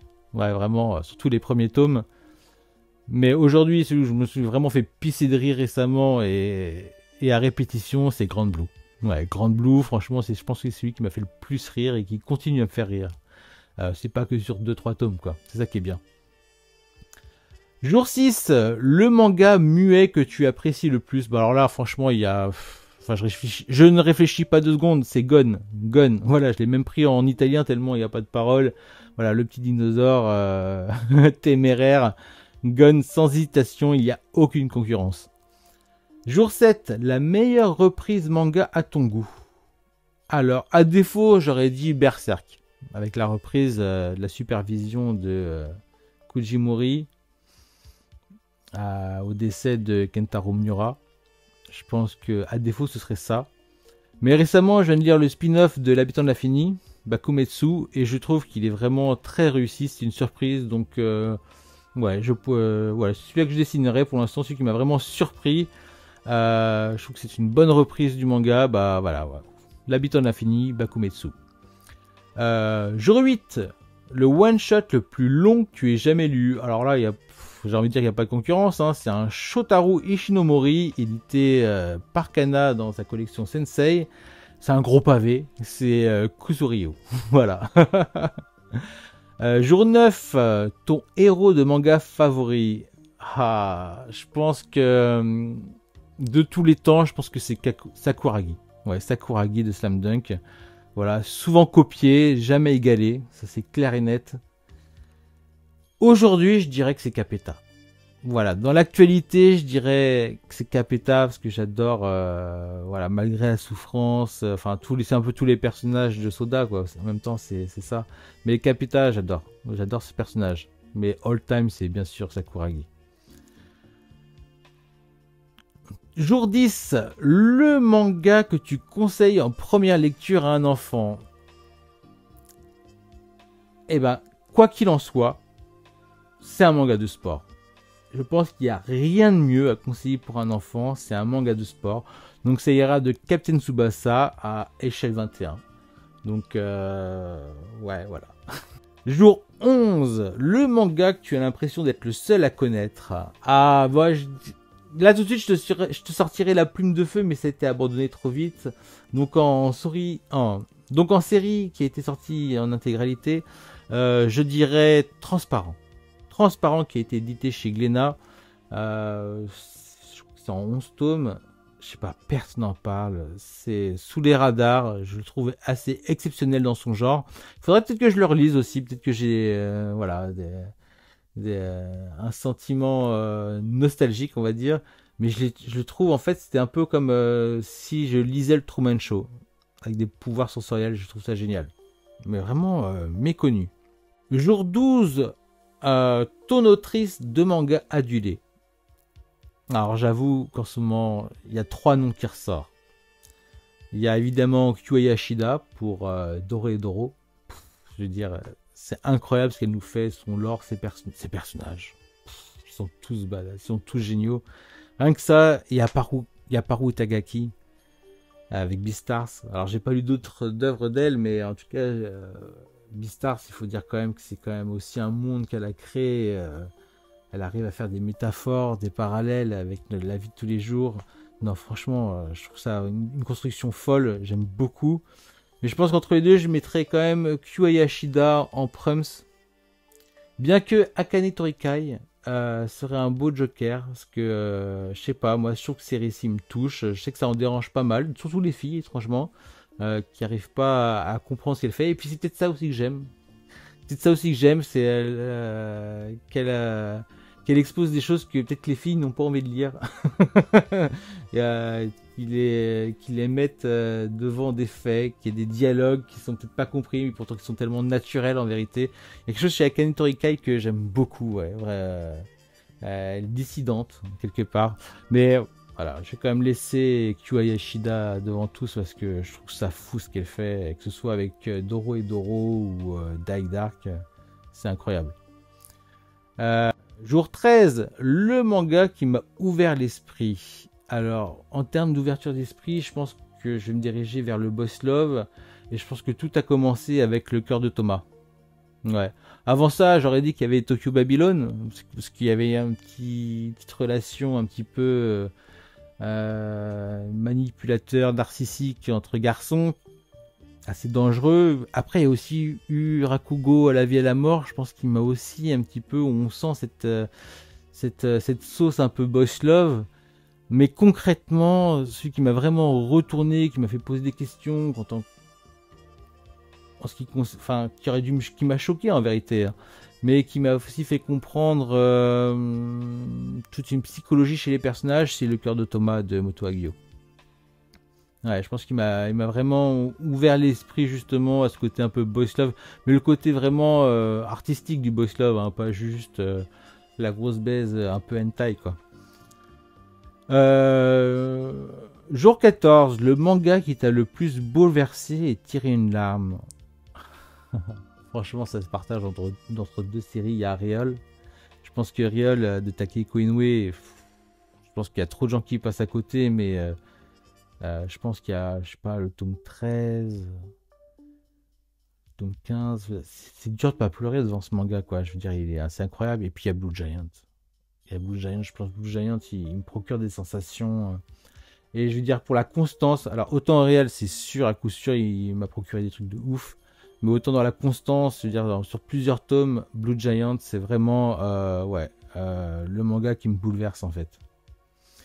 Jour 15, ton animal de manga de prédilection, bah, je sais pas, franchement, c'est un peu compliqué. J'ai envie de retourner sur Gon. C'est un peu la référence, quoi, le petit dinosaure. Mais il y a aussi le loup dans Beastars. Je trouve que le personnage, le héros principal, je trouve qu'il a quelque chose. Donc, oui, juste pour la profondeur du personnage. Il y a le côté délire de Gon et pour la profondeur, le personnage principal, donc le loup dans Beastars, oui, j'ai plus le prénom. Jour 16, le personnage de manga auquel tu t'identifies le plus. Alors, c'est un peu compliqué. Enfant, j'aurais dit Seiya, de Saint Seiya. Parce qu'il avait un peu le teint mat, tout ça. Voilà, franchement, c'était facile pour moi de me projeter. Seiya, alors que j'adorais Shiryu, j'adorais Iki, leur côté badass, tout ça. Mais Seiya, il y a vraiment ce côté affect qui fait que je me projetais vraiment en lui. Adolescent, alors c'est pas c'est pas glorieux, mais je dirais Kei Kurono dans Gons, donc le héros, le personnage principal, où je crois que c'est la première fois où un héros avait des pensées, j'ai envie de dire controversées, quoi, égoïstes, égocentriques, et c'est un peu ce que moi j'avais l'impression d'être, comme j'ai l'impression que beaucoup d'autres aussi y étaient. Et je trouve que c'était un personnage vraiment qui était très facile de se projeter et de s'identifier. Et en tant qu'adulte, vous allez me parler de nostalgie encore, mais en tant qu'adulte, celui que je me projette le plus, c'est les personnages de Mitsuru Adachi. Donc que ce soit dans Touch, que ce soit dans H2, que ce soit dans Katsu, voilà. Quand je lis une œuvre de Mitsuru Adachi, je fais corps et âme avec le personnage principal, c'est un truc de fou. Donc voilà, je dirais les personnages de Mitsuru Adachi. Jour 17, la série d'aventures pour ados que tu adores. Là tout de suite, Dragon Ball et Senseiya, voilà, le pouvoir de la nostalgie pour certains. Toute ma vie, en vrai, en ce qui me concerne, bah ouais, ça paraît un petit peu réducteur comme ça, mais ouais, c'est un peu toute ma vie, ça m'a suivi toute ma vie, Senseiya Dragon Ball. Mais en ce moment, bah c'est Dan Dan Dan. Ouais, franchement, en ce moment, ou One Punch Man. Voilà, franchement, voilà, j'arrive pas à dire One Punch Man, Dan Dan Dan. Alors, je parle bien en termes d'aventure. Alors, ce que j'aime bien dans l'aventure de Dan Dan Dan, c'est aussi la relation amoureuse. Je trouve qu'avec toute l'action, puis les dessins sont merveilleux, puis il y a One Punch Man, toute la satire autour des super-héros, c'est génial. Moi, je mets ex aequo Dan Dan Dan et One Punch Man. Jour 18, l'auteur de manga auquel tu es le plus attaché, eh ben... Il y a Mitsuru Adachi, ça c'est sûr et certain, j'arriverai jamais à m'en détacher, mais il y a Taiyo Matsumoto aussi, quoi. Taiyo Matsumoto, il y a quelque chose qui... Enfin, je veux dire, artistiquement, que je trouve assez fantastique, quoi. Autant c'est pas facile de rentrer dans ces récits, autant quand on rentre dedans, enfin, pour moi c'est un génie ce mec. Je suis vraiment attaché à ces deux-là. Puis il y a Takehiko Inoue. Takehiko Inoue, c'est, comment dire, Slam Dunk, Vagabond, Real. J'ai fait que des masterclass. Et en termes de masterclass, il y a aussi Kazuhiro Fujita. Je sais pas lequel choisir entre le mec qui te fait Moonlight Act. Là, je découvre Karakuri Circus. Et peut-être que Subute, il va me rendre encore plus fou. Je trouve cet artiste fou. Et on pourrait parler aussi de Masahito Soda. Voilà, celui qui fait Kapeta, Subaru, Daigo que je découvre en animé. Là, actuellement, celui que j'aime découvrir, que j'ai pas fini de découvrir, que je pense que je peux découvrir encore plus profondément. Parce que les autres, j'ai envie de dire que je les connais presque par cœur. Je crois que c'est Kazuhiro Fujita qui m'impressionne du moins. Alors, plus attaché, c'est ça la question, le plus attaché, c'est Mitsuru Adachi ou Takehiko Inoue. Taiyo Matsumoto. C'est mon triptyque, je peux pas vous en dire plus. Jour 19, la série que tu suivais mais que tu as abandonné. Oh, il y en a eu quelques-uns, hein. Il y a eu Manchuria Opium Squad, je suis allé jusqu'au tome 10, je vais pas dire que je me suis forcé, mais pas loin. J'aime bien, j'adore le dessin, mais il me manque un truc, quoi. Il y a un truc que j'ai l'impression de les acheter pour rien quelque part, ces mangas. Niveau relecture, je trouve que c'est zéro. J'ai envie de lire la suite, mais ouais, je crois que je m'arrête au tome 10, quoi. Il y a Golden Guy aussi, je trouve que c'est bourrin pour rien. Il y a aucune, il y a rien en profondeur dans Golden Guy. C'est beau, il y a de l'action, c'est sympa, c'est bien fait, mais il n'y a aucune profondeur. Donc au tome 6, j'ai arrêté. Et je pense que vraiment, voilà, la série que tu suivais mais que tu as abandonné vraiment, c'est Tokyo Revengers. Je crois qu'au bout du tome 13 ou 14, ouais, c'était plus possible. Ouais, Tokyo Revengers, c'était plus possible à partir de là. Jour 20, le manga avec le final le plus frustrant. Oh, alors je dirais tout de suite la Yu Yu Hakusho, mais en fait, c'est pas que c'est le plus frustrant, c'est que c'est le plus abrupt. Le plus frustrant pour moi, je crois que c'est... Je suis sûr que c'est Ikaru no Go. Trop frustrant. Trop frustrant. La fin est bonne, mais j'en veux plus, quoi. Ouais, c'est Ikaru no Go. Jour 21, ta couverture de manga fétiche. Alors, il y a la réédition de L'Habitant de l'Infini, édition immortelle, je la trouve, mais d'une sobriété... Voilà, tu aurais rajouté quelques kanji, quelques machins trucs à la place du titre original, ça aurait été... perfection, tout comme Lone Wolf and Cub. Franchement, je sais pas ce que je peux. Elle est magnifique, Lone Wolf and Cub. Après, il y a les Ashitanojo que j'ai confectionné avec Peter 1, que vous pouvez trouver sur Instagram. Franchement, c'est un truc qu'on a fait ensemble qui est assez, moi je le trouve assez génial. Et puis il y a aussi les teufs qu'on a fait aussi également ensemble. Je trouve que je suis très fier de ce qu'on a fait ensemble. C'est surtout lui, hein, bien sûr, hein, mais je vais lui donner quelques petites idées. Je suis très fier de cette collection, de cette couverture. Mais en vrai, c'est les Hikaru no Go. Ouais, les Hikaru no Go. Les éditions de luxe. Ils sont magnifiques. Juste au-dessus de Lone Wolf & Cub. Ouais, Hikaru no Go. Jour 22, le scénario qui m'a le plus ébloui. Et ben là, tout de suite, je pense Moonlight Act de Kazuhiro Fujita. Alors, je sais pas ce que va donner Karakuri Circus. Il faut que je lise les 3 derniers tomes. Enfin, presque les 6 derniers tomes en vérité, si on les compte en tomes simples. Je sais pas ce que me réserve la fin. Mais en tout cas, tout le scénario de Moonlight Act, il y a beaucoup qui ont abandonné au bout du tome 4, 3, 4, 5. Non, mais s'ils avaient continué, ils se seraient rendu compte. C'est une folie. J'adore le scénario de Moonlight Act. Voilà. Jour 23, la coloriste dont tu loues le travail.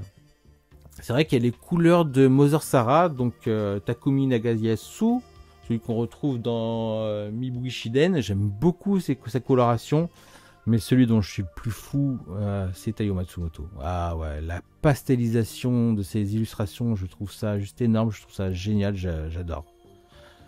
Le jour 24, le manga qui était tombé des mains, donc voilà, on va dire ça, hein, c'est Les Affamés, il était chez Akata. Autant le tome 1, j'ai trouvé intelligent, super pertinent, satirique, autant le tome 2, je me suis dit, mais en fait, c'est un truc pour obséder, en fait, t'as un vieux pervers, tu te lis le tome 2, tu te branles tous les jours dessus, quoi.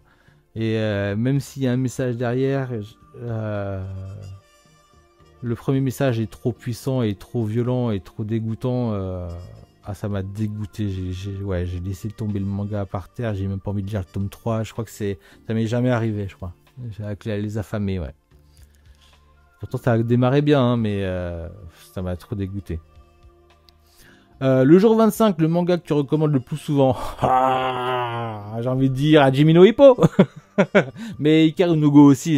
Ok. Et Blue Giant. Et Dream Team, j'en parle plus maintenant autant qu'avant, mais Dream Team, purée. Comment j'ai envie de le recommander, mais en fait, ça tombe dans l'oreille des sourds. Les gens, ils comprennent pas. Tout comme Éveil de Matsumoto. Je trouve que c'est un tome, c'est pour ça que je l'offre souvent celui-là, c'est un que je recommande. Allez, Hajime no Ippo, on va pas... Hikaru no Go, Hajime no Ippo, actuellement c'est Hajime no Ippo, voilà, allez hop. Jour 26, le second couteau que tu affectionnes le plus. Alors, dans Prisoner Riku, franchement, Renoma, j'aime beaucoup. Franchement, j'aime beaucoup, c'est le mec baraqué, force tranquille. Franchement, il a de la gueule, il est vraiment badass. Angassure dans Dragon Ball, c'est quand même Krillin. Franchement, c'est un mec qui est tellement sous-coté, tellement tourné en ridicule, mais c'est l'humain le plus fort de la planète en vérité. Il est incroyable, il est là dans tous les combats. Tous les combats, il est là. Même si parfois, à la fin, il fait figurant, mais il est là, quoi. Il est là. Franchement, Krillin. Mais le second couteau que j'aime le plus, non, c'est pas Vegeta, tout ça, non, c'est Ryota. Dans Slam Dunk. C'est toujours un personnage que j'ai toujours trouvé ultra intéressant et j'avoue que qu'ils prennent la lumière dans The First Slam Dunk, le film d'animation de Takehiko Inoue, je trouve que c'était exactement ce qu'il fallait faire parce que c'est vraiment un personnage digne d'intérêt, quoi. Jour 27, le manga que tu estimes le plus déjanté. Alors il y a Die Dark, mais en même temps, avec Doro et Doro, il y a un côté aussi très dans la continuité, mais c'est complètement déjanté. Hein. Il y a Dr. Slump, Pipi Caca, tout ça, c'est quand même un truc de fou, quoi, ce qu'il nous a fait. Mais je crois que dans Déjanté, c'est la plume de feu. Ouais, ça vous parle pas, personne ne connaît, ça a été abandonné au bout de 2 tomes. J'aimerais trop qu'il y ait une réédition, La Plume de Feu. Voilà, je vous mets La Plume de Feu. Je pense que c'est ce qu'il y a le plus déjanté. Je vous parle pas du collège foufou, tout ça, mais franchement, La Plume de Feu, fou. Jour 28, le titre de manga que tu considères comme le plus gros nous. Alors là, j'ai même pas réfléchi. Marche comme Slack in a Lion. Je ne comprends pas ce titre, je ne comprends rien et je me trompe toujours en le disant, j'en suis sûr. Marche comme Slack in a Lion. Pourquoi? What? Je comprends pas. Jour 29, c'est quoi la meilleure citation d'un personnage de manga que tu connaisses? On veille sur les nôtres et on emmerde le reste. La punchline avec le doigt d'honneur qui va avec de Renoma dans Prisonnier et Clou. Franchement, ça claque. Après, ça reste quand même une mentalité de merde hors contexte. mais dans le manga, de toute façon ça a été repris en même plein de fois sur Twitter, c'est pas pour rien. C'est ouais, on veille sur les nôtres et on emmerde le reste avec les petits doigts comme ça. Mais c'est trop une mentalité de merde. D'ailleurs c'est une mentalité que beaucoup d'influenceurs pourraient avoir. Jour 30, la série manga qui s'est arrêtée trop tôt. Bah Plume de Feu, ouais, 2 tomes c'est abusé. Il y a Assistant Assassin mais c'est pas vraiment arrêté, c'est juste que les éditeurs français ils ont merdé quoi. Et puis il y a Mermaid Saga. Ah ouais, Mermaid Saga ça me ferait chier. Alors on va pas redire la Plume de Feu parce que ça c'est vrai que c'est dû à l'édition. Par contre Mermaid Saga s'est arrêté trop tôt par rapport à l'autrice Rumiko Takahashi et ça méritait bien encore quelques chapitres quoi. Mermaid Saga. Jour 31, le manga qui te fait le plus frissonner. Ah, c'est vrai qu'il y a eu Garden de Kusamaru Furuya. Putain, il y a eu une histoire qui m'a fait froid dans le dos. Serial killer, tout ça. Les enfants, la torture. Oh, c'était chaud. Ça m'a... Mais actuellement, c'est quand même dans la continuité les liens du sang. Ouais, franchement, tranquillement, mais sûrement, il y a toujours un petit poil qui te hérisse. Tu te dis, c'est tragique et en même temps, c'est inéluctable, quoi. Ça va mal finir cette histoire. C'était obligé d'avoir ce petit truc, les liens du sang de Shuzo Shimi. Voilà pour le challenge des 31 jours manga du mois d'octobre. Ok, on est bon, on enclenche avec le shadow boxing de mes achats de l'ombre. Avec Akane Banashi, tome 1 et 2. Alors, Hikaru no Go m'a initié à ce qui se fait mieux en ce qui concerne les shonen du genre, avec le jeu de Go. Le manga, le Rakugo à la vie et à la mort, édité chez le Lézard Noir, m'a également initié au Rakugo de manière assez dramatique, mais tout aussi jouissif. Alors, Akane Banashi était attendu au tournant, et ce que je peux dire, c'est que le titre ne m'a pas déçu. Bien qu'après ces 2 tomes, la licence est encore loin d'arriver à la cheville des 2 autres. Néanmoins, je passe un très bon moment de lecture, donc je me ferai une joie de continuer cette série en version numérique. Boys Abyss tome 6, alors cette licence continue de me régaler. J'aime son ambiance glauque, qui prend à partie notre jeune héros pour ce qui semble être au final tout sauf des événements anodins. Amour Placebo tome 2, j'ai fini cette série que j'ai adorée. Oui, la fin nous laisse sur notre faim, mais en même temps j'ai envie de dire que c'est tout aussi réaliste. Trop de bonnes idées, trop de frustration entre ces 2 tomes, puis je ne sais pas, certainement parce qu'elle a partagé sa vie avec celle de Inu Asano, mais trop c'était tentant de faire des parallèles avec Errance par exemple. Je suis bien content d'avoir mon petit autographe sur la jaquette de mon tome 1 parce que j'aime vraiment beaucoup cette autrice. Gannibal, Grand Blue, Kengan Ashura, je me suis procuré les tomes 1 des séries de Meian disponibles en numérique, aux côtés de Kingdom. Seul Gannibal est disponible en intégralité. En tout cas, j'ai pris les premiers tomes pour me rappeler qu'ils sont dispo si besoin, bien que j'ai tous les tomes sortis à ce jour de chacune de ces séries. Quoique, il doit me manquer les 2 derniers tomes de Grand Blue. Voilà, j'espère juste qu'à l'avenir, les séries sont à jour dans la version numérique et peut-être que je me débarrasserai des versions papier, histoire de place.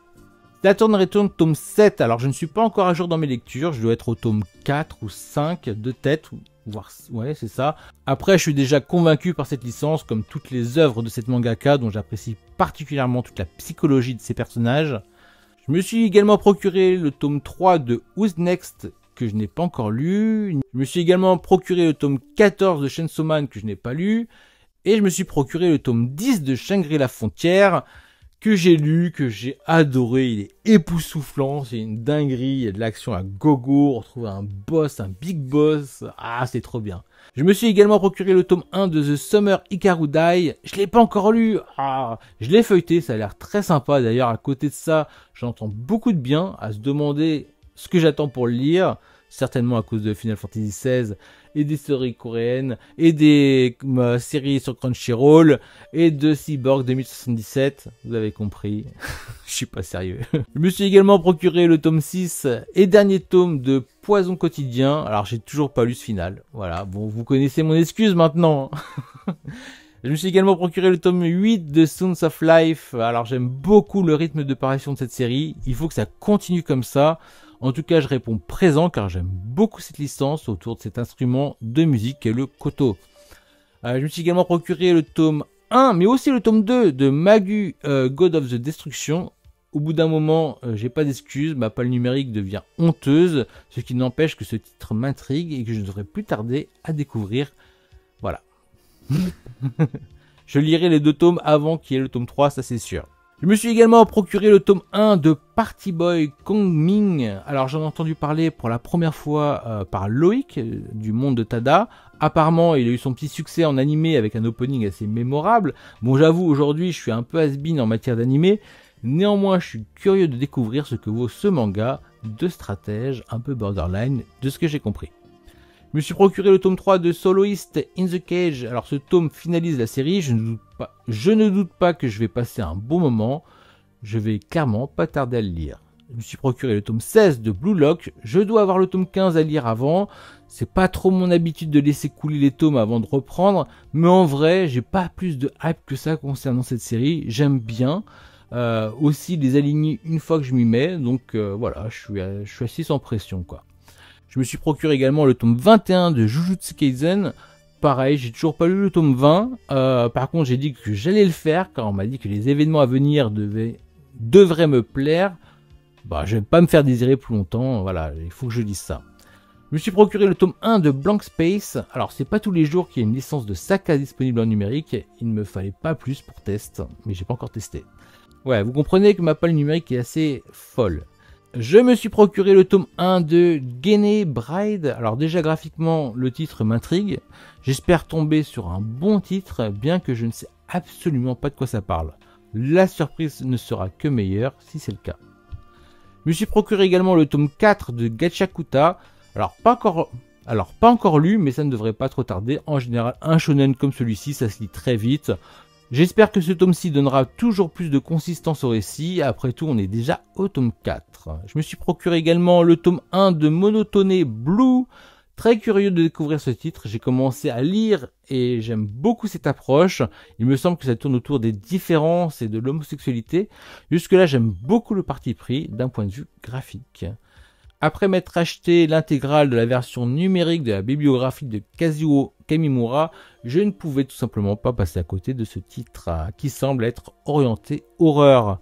D'après ce que j'ai compris, cette anthologie se base sur les travaux éditoriaux des Italiens. J'espère que les éditeurs français continueront dans cette lancée car le catalogue italien des productions old school semble assez riche par rapport à nous.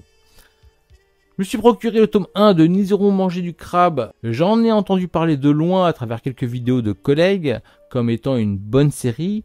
J'ai un peu de mal à y croire, donc j'ai pris ce tome 1 pour test. Je me suis procuré le dernier envol du papillon de Ken Takahama. Alors je vous avoue que j'ai une mauvaise expérience avec cette autrice puisque j'ai abandonné ma lecture du tome 1 de La Lanterne de Nyx. Mais j'en entends tellement du bien de cette mangaka que je souhaite lui redonner une chance. Et il m'a semblé que ce titre sera un très bon test. Voilà, je vous tiendrai au courant. De toute façon, vous verrez bien si je lis d'autres titres de Ken Takahama. Ça voudra tout dire. Je me suis procuré le tome 1 de Silence. Alors vous savez, les mangas dessinés par des Français, c'est pas trop ma came. Surtout cette désignation de manga français m'horripile.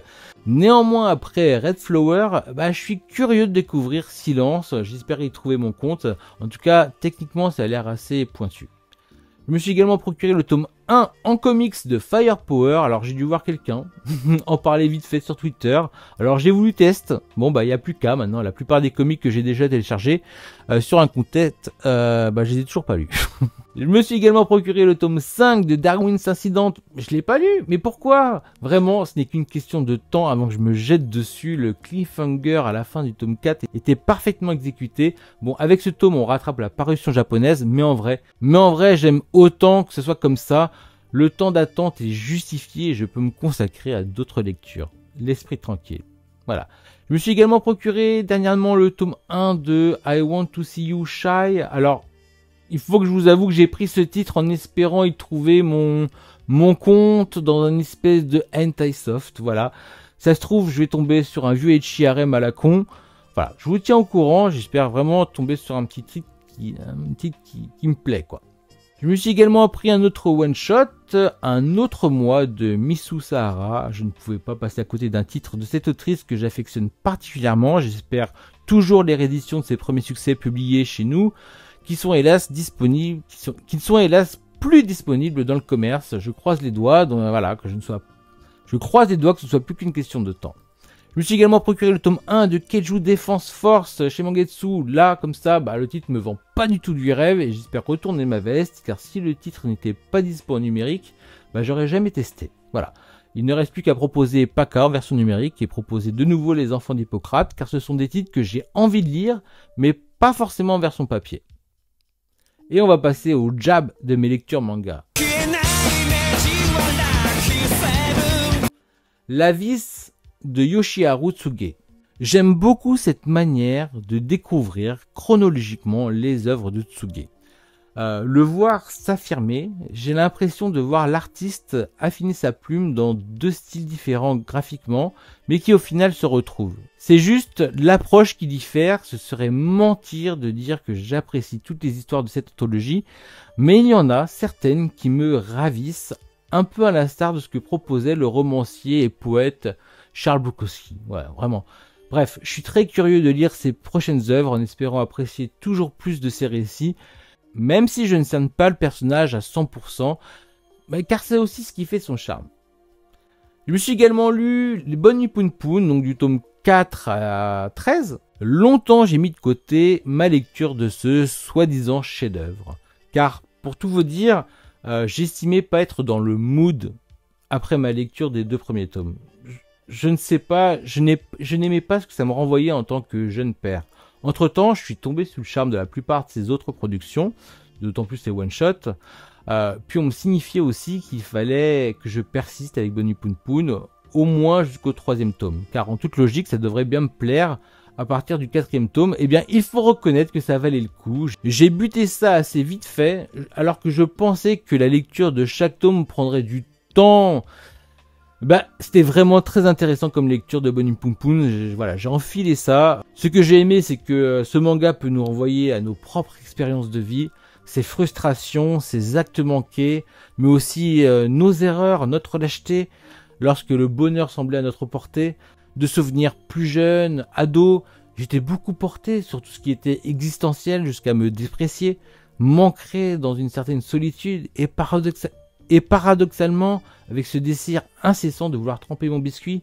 Bref, j'ai adoré cette série et je comprends que beaucoup en parlent comme un chef-d'œuvre. Et j'ai également lu les tomes 7 à 10 de Shangri-La Frontière. Alors j'ai l'impression que ce manga est vraiment passé à côté de son public, certainement dû à l'époque d'un ras-le-bol de certains d'un point de vue marketing des licences AAA, mais je vous assure que cette série est un pur kiff. D'ailleurs, sa sortie en animé sur Crunchyroll et Game One a peut-être fait retourner des vestes, car la série s'adapte vraiment efficacement dans ce format. Je ne vais pas vous refaire tout le synopsis, mais grosso modo, on suit un mec qui a l'habitude de jouer à des jeux tout pourris et plein de bugs, et lorsqu'il essaie un jeu AAA, il arrive à exploiter toutes ses compétences. Je vous assure, ce manga vous offre des combats épiques. D'ailleurs, dans ces derniers tomes que j'ai lus, le mec, il est reparti jouer à ses vieux jeux online 100% mecha pour ensuite nous relancer sur un big boss en pleine fantasy. Bref, la licence est pertinente, qu'on soit fan de MMO ou pas. Là où je me suis un peu laissé de Keiju Ashigo, sorti un peu dans la même période, c'est loin d'être le cas pour cette licence. On va passer au crochet et hypercute.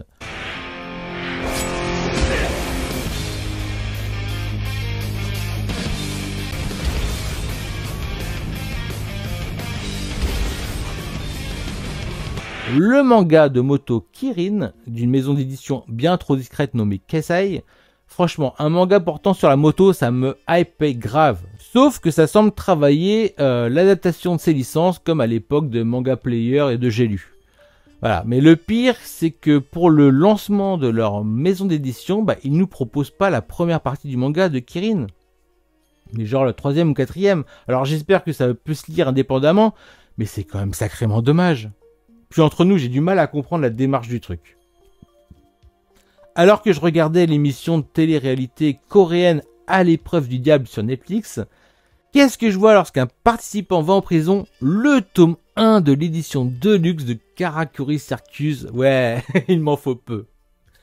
L'animé de Pluto sur Netflix répond à toutes mes attentes. Alors non, je me suis procuré ni le coffret rouge, ni le coffret bleu de Pluto pour l'occasion. Je me contente encore de sa version numérique et je persiste car je sais qu'un jour viendra la version de luxe du manga. Connu pour être si compliqué à imprimer en France, afin de rester fidèle aux souhaits de Naoki Urasawa, mais je ne doute pas que Kana va y arriver. J'espère juste que le succès de l'anime va booster les ventes du manga et leur donner envie d'investir toujours plus dans ce titre, pour la Deluxe. Sinon, à côté de ça, pour ce mois-ci, j'ai casqué un petit abonnement premium chez Crunchyroll pour me mater l'anime MFJ Ghost. Putain, ça m'avait manqué l'Eurobeat. Mais ce que je ne savais pas, c'est qu'on reste dans l'univers de Initial D. On suit carrément l'élève de Takumi.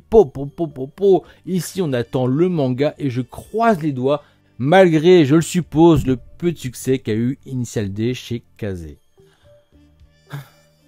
Pareil pour la licence Daigo Soldat de Feu, qui lui aussi est sorti en animé chez Crunchyroll. Je rêve d'une jolie réédition de ce titre qui ira jusqu'à la fin, voire même de Subaru Danseuse étoile. On parle du mangaka de Capeta. Et si vous n'avez pas encore découvert ce titre chez Noévé Graphics, foncez. Foncez, même si vous avez des a priori justifiés chez Noévé Graphics. Faut pas passer à côté de ce manga que je conseille à tout âge de la vie, Capeta. Autre petit kiff, c'est de découvrir l'adaptation animée de la licence Shangri-La Frontière. Donc pareil, seuls 6 épisodes sont sortis actuellement. Perso, après ça, je me suis remis direct à jour dans ma lecture des 10 premiers tomes de la licence. Et le plus gros uppercut de la soirée, celui qui va tous nous éteindre et qui va clore cette émission, revient au Lucha 2023, l'événement comics et jeux vidéo qui ont révélé des mangaka de renom en tant qu'invités. Il était question de Naoki Urasawa, l'auteur de Monster, Eldo Yoshimitsu, l'auteur de Ryuko, Yusamaru Furuya, l'auteur de La déchéance d'un homme, Kan Takahama, l'autrice de La lanterne de Nyx, Hiro Mashima, l'auteur de Fairy Tail, Masaaki Nomiya, l'auteur de Gannibal, Satsuki Yoshino, l'auteur de Barakamon et Slice of Life, Shintaro Kago, l'auteur de Carnet de Massacre, et Kengo Shinzo, l'auteur de Mauvaises Herbes et Hirayasumi. Ça a de quoi nous remettre à notre place, nous petits Français. Purée, ça me donnerait envie de partir en Italie, rien que pour cet événement, en tout cas je le note. Mais ça remettrait en cause ma venue à Angoulême, et croyez-moi, que nous aussi on va faire des jaloux, et qu'il est fort possible que des Italiens et des Espagnols se rendront au festival lorsqu'ils annonceront les mangaka invités. J'ose?